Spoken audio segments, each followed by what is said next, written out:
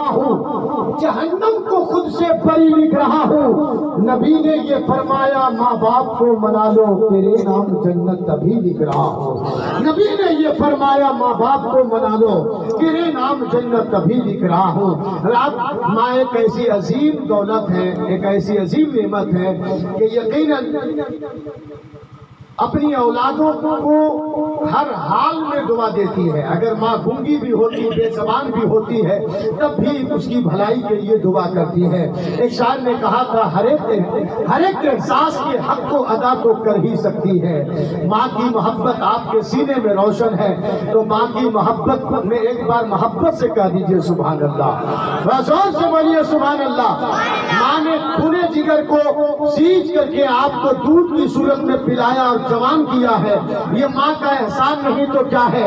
سنیے، لیکن حضرات ایک شاعر نے کہا تھا کہ محنت کے عوض وہ کبھی اجرت نہیں مانگی، دنیا سے کبھی حسب ضرورت نہیں مانگی۔ یہ ماں کا جگر ہے کہ لہو اپنا پلا کر بیٹے سے کبھی دودھ کی قیمت نہیں مانگی، بیٹے سے کبھی دودھ کی قیمت نہیں مانگی، بیٹے سے کبھی دودھ کی قیمت نہیں مانگی۔ ایک شاعر نے کہا تھا ہر ایک احساس کے حق کو ادا تو کر ہی سکتی ہے، کہاں ہے درد اس کا پتا تو کر ہی سکتی ہے۔ میرے چہرے کو تک کر آسماں کو تکنے لگتی ہے، میری ماں گونگی ہے مگر دعا تو کر ہی سکتی ہے۔ میرے چہرے کو تک کر آسماں کو تکنے لگتی ہے، میری ماں گونگی ہے مگر دعا تو کر ہی سکتی ہے۔ آئیے مفکر قوم و ملت حضرت مولانا غلام غوث صاحب قبلہ مصباحی آپ کے سماعتوں کے حوالے خطاب نایاب کے لیے، ہم کو صداقت کے عظیم پیغام کے لیے تشریف لا رہے حضرت کا استقبال کر لیں۔ نعرہ تکبیر، نعرہ رسالت، مسلک اعلیٰ حضرت۔ جہاں پہ ذکر رسالت معاب ہوتا ہے وہاں پہ سانس لینا بھی ثواب ہوتا ہے۔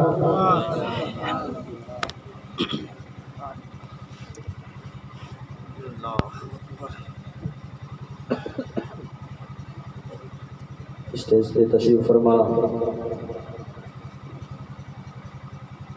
استاذ الحفاظ، استاذ الاساتذہ حضرت حافظ و قاری شکیل صاحب قبلہ اور علماء اہل سنت، عزیز سامعین، طالبان علوم نبویہ، پردہ نشین ماں اور بہنوں، السلام علیکم ورحمۃ اللہ وبرکاتہ۔ الحمد لله الذي يبدع الأخلاق والأرضين، والصلاة والسلام على من كان نبيا وآدم بين الماء والطين، أما بعد فأعوذ بالله من الشيطان الرجيم، بسم الله الرحمن الرحيم، كل من عليها فان ويبقى وجه ربك ذو الجلال والإكرام۔ صدق اللہ المولانا العظیم وصدق رسولہ النبی المبین المتین الکریم۔ عزیزان گرامی وقار، وقت بہت کم ہے، ایک دو احادیث طیبہ تلاوت کر کے میں آپ کے سامنے سے رخصت ہونا چاہوں گا۔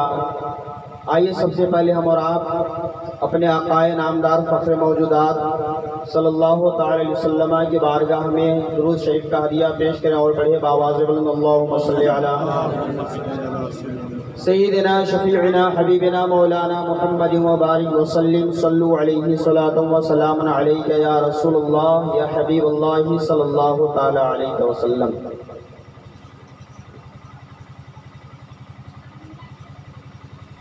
ابھی میں نے آیت کریمہ تلاوت کی،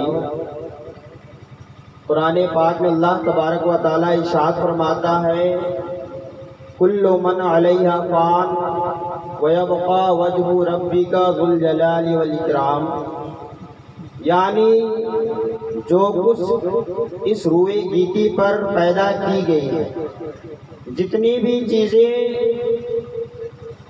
اس دنیا میں اللہ تبارک و تعالی نے پیدا کی ہیں، سب کے سب فنا ہو جائیں گی، صرف ہمارے رب کی ایک ایسی ذات ہے جو باقی رہے گی۔ عزیزان ملت اسلامیہ، موت کے حوالے سے ہر کوئی آگاہی رکھتا ہے، آگاہ ہے کہ موت ایک ایسی شے ہے جو ہر کسی کو تسلیم ہے بلا تفریق مذہب و ملت۔ یہ دنیا ہمارے لیے گزشتنی اور گزاشتنی ہے، چھوٹنے والی اور چھوڑنے والی ہے۔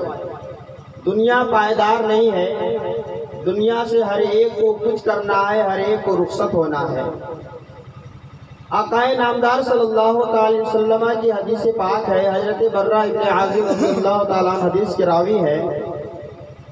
آپ نے بیان فرمایا کہ آقا نامدار صلی اللہ تعالی علیہ وسلم ارشاد فرماتے ہیں کہ ایک مسلمان کا دوسرے مسلمان پر 7 حق ہے۔ دوسرے روایت میں دوسرے الفاظ میں یوں بیان کیا گیا کہ رسول اللہ نے ہمیں 7 چیزوں کو کرنے کا حکم دیا اور 7 چیزوں کو نہ کرنے کا حکم دیا۔ ان 7 چیزوں جن میں آپ نے کرنے کا حکم دیا، اس میں آپ صلی اللہ تعالی وسلم نے ارشاد فرمایا عیادت المریض، یعنی مریض کی عیادت کرنا، اور اسی میں آپ نے ارشاد فرمایا اتباع الجنائز، جنازہ کے پیچھے پیچھے چلنا۔ آقا نامدار صلی اللہ تعالی وسلم کی اس حدیث کو دیکھیں، آپ صلی اللہ تعالی وسلم نے ارشاد فرمایا کہ جب کوئی مسلمان بھائی بیمار پڑ جائے، جب کوئی مسلمان بھائی بیماری کی حالت میں ہو جائے تو دوسرے مسلمان پر اس کا یہ حق بنتا ہے کہ جا کر کے اس کی عیادت کرے، اس کی باس پرس کرے۔ لیکن آج ہم نے اس سنت مصطفیٰ کو چھوڑ رکھا ہے، اپنے دل میں خلش کی بنا پر، اپنے دل میں عرشیہ اور حسد و جلن کی بنا پر ہم نے بھائی سے دوری بنا رکھی ہے۔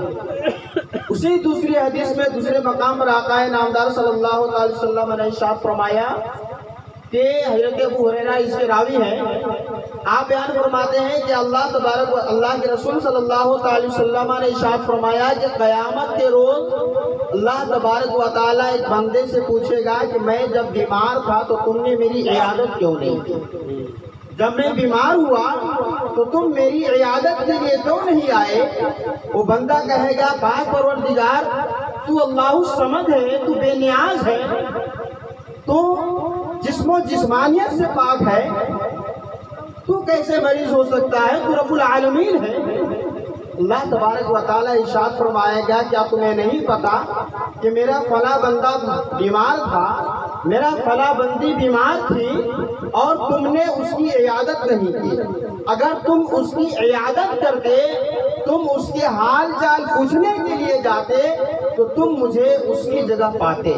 یعنی یہ ہے کہ ثواب میں جب تم اس کی باس پرس کرنے کے لیے جاتے، اس کی عیادت کرتے، تو یقیناً جو تمہارے اندر عجز و انکساری پیدا ہوتی وہ میری وجہ سے پیدا ہوتی، اور تم ایک مسلمان بھائی کے پاس جاتے، اس کی حالت پوچھتے اور اپنے اندر عجز و انکساری پیدا کرتے۔ اللہ تبارک و تعالیٰ یوں ہی اور سوال کرے گا اس بندے سے کہ جب میں بھوکا تھا تو تم نے کھانا کیوں نہیں کھلایا؟ جب میں پیاسا تھا تو تم نے پانی کیوں نہیں پلایا؟ بندہ پھر کہے گا کہ اللہ تبارک و تعالیٰ تو رب العالمین ہے، تو بھوکا اور پیاسا کیسے ہو سکتا ہے؟ پھر اللہ ارشاد فرمائے گا میرا فلاں بندہ بھوکا تھا، تو نے اسے کھانا نہیں کھلایا، میرا فلاں بندہ پیاسا تھا، تو نے اسے پانی نہیں پلایا۔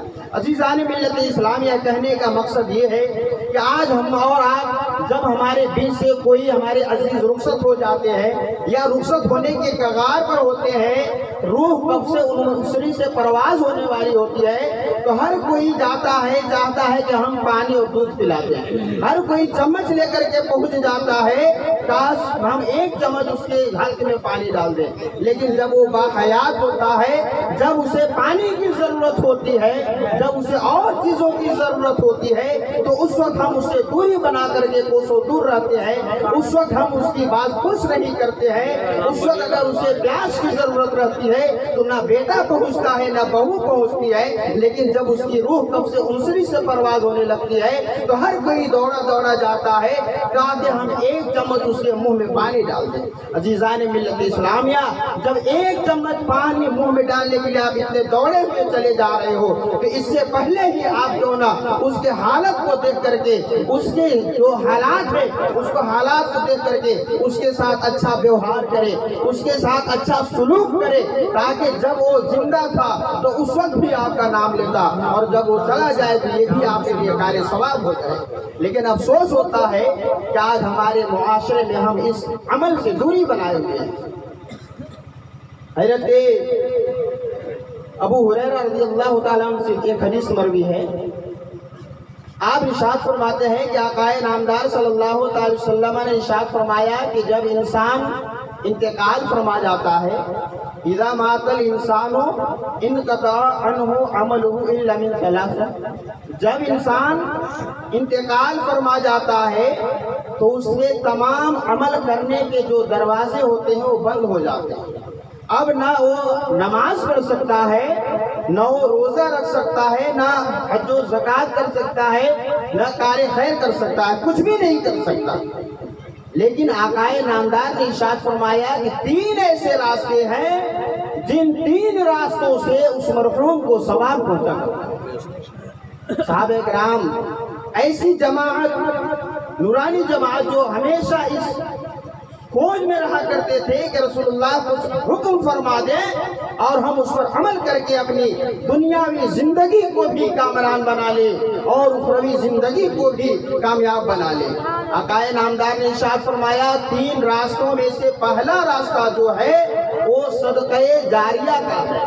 صدقہ جاریہ یعنی آپ اپنی زندگی میں جب تک آپ کی حیات باقی ہے تب تک آپ اللہ تبارک و تعالیٰ کی بارگاہ میں کوئی ایسا عمل کرے، کچھ ایسا صدقہ کرے جو ہمیشہ لوگ اس سے فائدہ اٹھایا کرے۔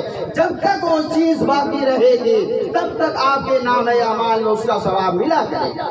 ہمارے علماء اس کی مثال بیان فرماتے ہیں کہ مثال کے طور پر آپ نے مسجد بنا دی، مثال کے طور پر آپ نے مدرسے کی بنیاد رکھی، مدرسے میں کچھ کار خیر کرا دیا آپ نے، یا یہ کہ اور بھی چیز غریبوں فقیروں کو ٹھہرنے کے لیے کچھ کمرہ بنوا دیا مسافروں کے لیے، تو جب تک لوگ اس سے استفادہ کرتے رہیں گے، فائدہ حاصل کرتے رہیں گے، تب تک آپ کو اس کا ثواب ملا کرے۔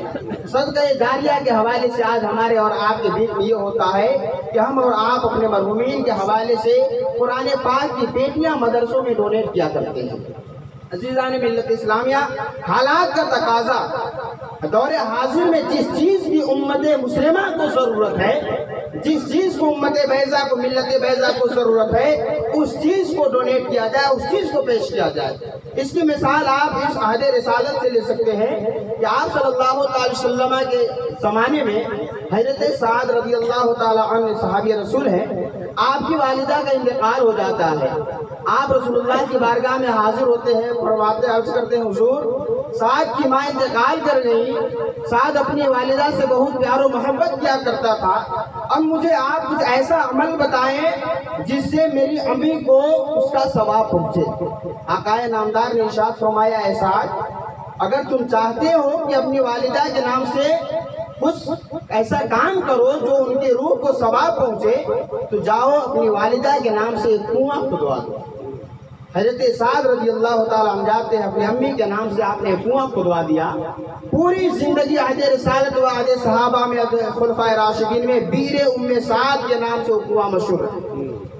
بیر ام سعد کے ماں کے نام کا کنواں، جب تک اس کنویں سے لوگ پانی پیتے رہے، اپنی پیاس کو بجھاتے رہے، تب تک ان کی والدہ کو ثواب ملا کرتا ہے۔ اس وقت مدینہ پاک میں پانی کی قلت تھی، آپ نے دور حاضر کا تقاضا پیش کرتے ہوئے کنویں، میٹھے کنویں کا کھودنے کا حکم دیا کہ کنواں کھودو، امت مسلمہ کو پانی پہنچاؤ، یہی آج کار ثواب ہے۔ تو آج بھی ہم دیکھیں، اگر ہمیں اپنے مرحومین کے نام سے کچھ ڈونیٹ کرنا ہو، کچھ صدقہ کرنا ہو، تو ہم اپنے علماء سے ربط و ضبط رکھیں، علماء سے بات پوچھ سکیں۔ مدارس میں دینا ہے تو اہل مدارس سے پوچھ لیں کہ जिस चीज की मदरसे में हाजत ज्यादा जरूरी है, तो अशद है जिसकी जरूरत, उस चीज को आप पेश करें। जब तक उस चीज से ये तालिबान उलूम नबविया फायदा हासिल करते रहेंगे, यकीन जाने हदीस की रोशनी में आपके मरहूमीन को उसका सवाब मिला करेगा। अजीज़ान मिल्लत इस्लामिया, दूसरी चीज आप सल्लल्लाहु अलैहि वसल्लम ने इरशाद फरमाई, इल्मुन युंतफउ बिही, ऐसा इल्म जिससे फायदा हासिल किया जाए। ये भी अगर कोई ऐसा है जो आलिम दीन है या मौलवी साहब हैं, आपने अपने शागिर्दों को पढ़ाया, अपने शिष्यों को पढ़ाया, आपके शागिर्द अपने शागिर्दों को पढ़ाए, आप इंतकाल कर गए इस दुनिया से, लेकिन आपने ऐसा इल्म का शोशा छोड़ा है, आपने ऐसा इल्म की दीप जलाई है कि जब तक उस दीप की रोशनी में लोग राह रास्त पर गामजन होते रहेंगे, तब तक आपको उसका सवाब मिला करेगा। उसकी मिसाल है ये हमारे उलमा की जमात है। जब तक ये तारीफ व तसनीफ करते रहेंगे, किताबें लिखते रहेंगे, किताबें तारीफ करते रहेंगे, इनकी किताबों को पढ़ करके लोग जब तक राह रास्त पर गामजन होते रहेंगे, तब तक इनकी रूहों को उसका सवाब मिला करेगा। आखिरी बात आप सल्लल्लाहु अलैहि वसल्लम ने इरशाद फरमाई, वलदुन सालिहुन यदउ लहू, नेक लड़का जो मगफिरत की दुआ करे, नेक लड़का जो अपने वालिदैन के लिए मगफिरत की दुआ करे, ये भी एक सदक़े जारिया, ये भी एक रास्ता है जो वालिदैन के मरहूमीन वालिदैन के लिए सवाब पूजने का जरिया है। आज हम और आप अपने वालिदैन के लिए, वालिदा के लिए, जैसे तौहीद भाई और आपके भाइयों ने मिल करके ये महफिल पाक का इनेकाद किया है। अल्लाह तबारक व तआला मरहुमा मगफूरा के तमाम सगायर व कबायर गुनाहों की मगफिरत अता फरमाए। अज़ीज़ान मिल्लत इस्लामिया, अपने वालिदैन के नाम से, अपने दादा दादी के नाम से, अपने अज़ीज़ व अकारीब के नाम से मिलादे पाक मुनाकिद करना, महफिल मुनाकिद करना, उनके नाम से इसाले सवाब करना और कराना, ये भी वलदे सालिह की एक मिसाल है। हर किसी बच्चे के हक में ये चीज़ मुयसर नहीं होने पाती है कि अपने माँ बाप के लिए इसाले सवाब का कि महफिल मुनाकिद करे या उनके नाम से कराए। अगर आप नहीं कर सकते हैं अपने माँ बाप के लिए महफिल मुनाकिद, तो खुद दुआ करें, और अगर कर भी सकते हैं फिर भी अपने उलमा की जमात बुला करके अगर आपने उनके लिए दुआ कराई है, तो ये भी वलदे सालिह की मिसाल है जो अपने वालिदैन के लिए, वालिदा के लिए मग़फ़िरत की दुआ करते हैं। अज़ीज़ान मिल्लत इस्लामिया, अल्लाह तबारक व तआला ने हमें कुरान में बहुत ही आसान तरीके से समझाया है। माँ का हक कोई अदा नहीं कर सकता है। ये ऐसी अजीम ज़ात है माँ, जिसके हवाले से एक सहाबी रसूलुल्लाह की बारगाह में हाजिर होते हैं, अर्ज करते हैं, हुजूर सबसे ज्यादा किसका हक है, माँ का हक है या बाप का हक है? आपने इरशाद फरमाया तेरी माँ का हक। फिर उन्होंने कहा हुजूर इसके बाद? फिर आपने कहा तेरी माँ का हक है। फिर उन्होंने कहा फिर इसके बाद? रसूलुल्लाह ने इरशाद फरमाया फिर तेरी माँ का हक है। चौथे मर्तबा में आपने इरशाद फरमाया तेरे बाप का हक है। तो माँ के हक के हवाले से एक और सहाबी रसूल हाजिर होते हैं, अल्लाह के रसूल की बारगाह में अर्ज करते, हुजूर मैं अपनी वालिदा को अपने कांधे पर बिठा करके 7 मर्तबा हज कराया है काबे का, क्या मैंने अपने वालिदा का हक अदा कर दिया? हुजूर ने इरशाद फरमाया जब तेरी पैदाइश हो रही थी उस वक्त तेरी माँ को जो झटके महसूस हुए थे, उस एक झटके के 1000वें हिस्से को भी तूने अदा नहीं किया है। पूरा हक अदा करना तो दरकिनार है। अजीज़ान मिल्लत इस्लामिया, ये हकीकत है कि हम अपने वालिदैन के कमा हक कहूँ उनके हुकूक को अदा नहीं कर सकते हैं, उनके एहसानात की अदायगी नहीं कर सकते हैं। फिर भी हम अल्लाह तबारक व तआला की बारगाह में दुआ करें कि पाक परवरदिगार आलम, हम अपने वालिदैन के हुकूक को अदा नहीं कर पाएंगे, लेकिन तू गफूरुर रहीम है, मेरे वालिदैन की मग़फ़िरत अता फरमा दे। तू रहमानुर रहीम है, मेरे वालिदैन पे तू रहम फरमा। अल्लाह इरशाद फरमाता है कुरान पाक में, अल्लाह इरशाद फरमाता है कि ऐ बंदो, अगर तुम अपने वालिदैन के हवाले से दुआ करना चाहो तो तुम इस तरह दुआ करना। अल्लाह इरशाद फरमाता है रब्बिरहमहुमा कमा रब्बयानी सगीरा, ऐ मेरे रब मेरे वालिदैन पे तू ऐसा ही रहम फरमा, ऐसा ही फज़ल फरमा जैसा कि इन्होंने मेरे बचपने में किया था। یہ سبق، یہ درس کہیں اور نہیں، اللہ قرآن میں ارشاد فرماتا ہے، ہمیں تعلیم دی جا رہی ہے کہ تم کما حق ہو اپنے ماں باپ کا، اپنے پیرنٹس کا حق ادا نہیں کرنے پاؤ گے، لیکن کیسے میری بارگاہ میں دعا کرو گے؟ آؤ قرآن کے راستے پر سیکھ لو۔ اللہ ارشاد فرماتا ہے جب ہم دعا کریں نمازوں میں تو بالخصوص یہ ضرور دعا کریں کہ پاک پروردگار عالم میرے والدین پر تو ایسا ہی رحم فرما، ایسا ہی کرم فرما جیسا کہ انہوں نے بچپنے میں میرے ساتھ کیا تھا، جیسا سلوک میرے بچپنے میں کیا تھا۔ عہدے بھیجے بچھونے پر سو کر کے اور صاف ستھرے سوکھے بچھونے پر ہمیں سلایا تھا، اپنے بھوکے رکھ کر کے ہمیں روٹی کا لقمہ منہ میں نوالا ڈالا تھا۔ عزیزان ملت اسلامیہ، آج ہم 5-4 بھائی ہو کر کے ایک دو والدین کی ان کی پرورش نہیں کرنے پاتے ہیں۔ یقینی بات ہے کہ جب 2-3 گھرے سامنے رہتے ایک ساتھ رہتے ہیں تو ٹھوکر لگتی ہے، ٹھوکر کی آواز آتی ہے۔ جوائنٹ فیملی میں کچھ نہ کچھ ناچاکی ہوتی ہی ہے، لیکن پھر بھی ہمیں اپنے والدین کی خدمت کرنی ہے، ہمیں اپنے والدین کی سیوا کرنی ہے اور ان کے حوالے سے اللہ کی بارگاہ میں ضرور دعا کریں۔ انشاءاللہ تبارک و تعالی اللہ تبارک و تعالی آپ کو اس کا اجر عطا فرمائے گا۔ اب میں انہی باتوں پر اپنے گفتگو ختم کرتا ہوں۔ وما علینا الا البلاغ۔ السلام علیکم ورحمۃ اللہ وبرکاتہ۔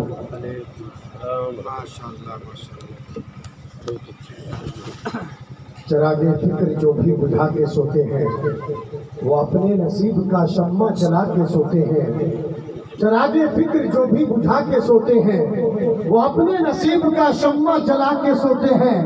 وہ ہر روز اپنے خوابوں میں جنت کو دیکھتے ہوں گے جو لوگ اپنے ماں باپ کے پاؤں دبا کے سوتے ہیں، جو لوگ اپنے ماں باپ کے پاؤں دبا کے سوتے ہیں، جو لوگ اپنے ماں باپ کے پاؤں دبا کے سوتے ہیں۔